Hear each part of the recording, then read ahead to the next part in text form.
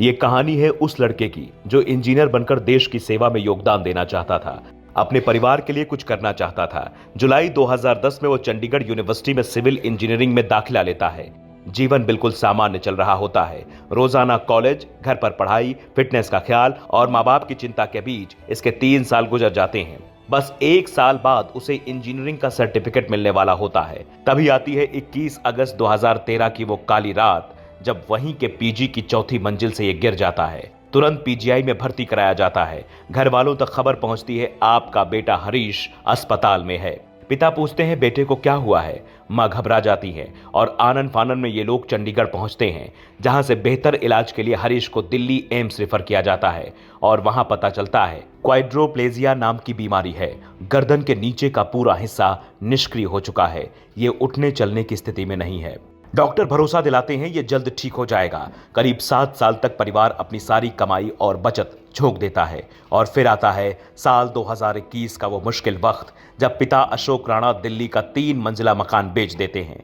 अपने बेटे को ठीक करने के लिए पाई पाई झोंक देते हैं। उन्हें लगता है एक दिन हरीश उठेगा और फिर पहले की तरह बोल उठेगा। लेकिन जुलाई 2025 में जब सारी उम्मीदें खो जाती हैं, ये महसूस होने लगता है लाइफ सपोर्ट मशीनें जिंदगी नहीं, सिर्फ सांसें चलाती हैं, लेकिन परिवार की जिंदगी रोक देती हैं। तो दुखी मन से वकीलों की सलाह पर हाई कोर्ट में परिवार एक याचिका दायर कर मांग करता है कि बेटे को पैसिव यूथेनेसिया यानी कि निष्क्रिय इच्छा मृत्यु की इजाजत दी जाए। पर हाई कोर्ट ये याचिका खारिज कर देता है। उसके बाद परिवार सुप्रीम कोर्ट पहुंचता है और 11 मार्च 2026 को जस्टिस जेबी पादरीवाला और जस्टिस केवी विश्वनाथन की बेंच यह आदेश देती है, 32 साल के हरीश राणा को पैसिव यूथेनेशिया की मंजूरी दी जाती है। गरिमा के साथ मौत का अधिकार भी अनुच्छेद 21 के तहत जीवन के अधिकार का हिस्सा है। उसका परिवार कभी उसके साथ से नहीं हटा। किसी से प्रेम करना, सबसे कठिन समय में भी उसकी देखभाल करना है। ये फैसला सुनाते वक्त जज साहब भी भावुक हो उठे। साथ ही केंद्र सरकार से इस पर कानून बनाने को भी कहा, ताकि किसी लाइलाज बीमारी से पीड़ित मरीज को लेकर उचित फैसला हो सके। आप शायद ये जानकर दंग रह जाएंगे कि हिंदुस्तान में अब तक किसी मरीज को ऐसी इजाजत नहीं मिली थी।